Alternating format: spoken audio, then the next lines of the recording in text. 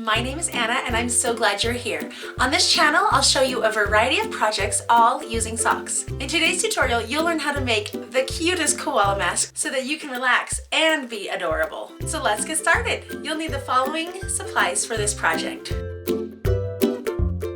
To begin with, take your sock and turn it wrong side out and lay it just like it was laying before. Then take your templates, lay those on the sock and cut them out. I like to line mine up so that the bottom lines perfectly up with the bottom of the eye mask, or nearly so. And then I just mark all around here where it doesn't touch the edges, and that's where I'll be sewing. Make sure you can see your markings clearly. Then take the ear template, put it as close to that as you can. Now flip it this way. And go ahead and cut this out, following your markings.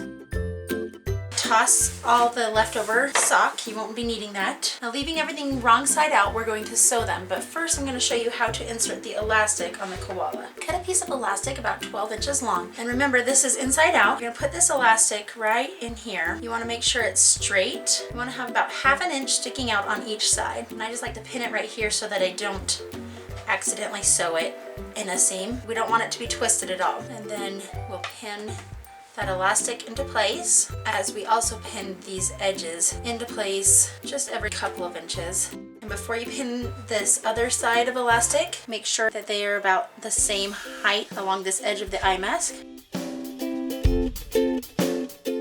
I'll start sewing right here, and I'll leave this small opening so that we can flip it right side out. And then I'll sew all the way around and end over here. For the ears, I'm just going to pin them right in the middle to keep everything together. Before you sew, take your scissors and go ahead and cut that straight across right there. You will not sew that opening shut. You'll just sew around the curved part. Okay, you can sew this by hand or you can use your sewing machine. I will be using my sewing machine. Once it's all sewn, turn everything right side out. Now if you want, you can stuff these with polyfill or even some lavender scented rice. Do that with 1 cup of rice and 1 drop of lavender. This one I'm actually going to leave just like this. These socks are so soft that they don't need any filling. So at this point we're going to close this up right here.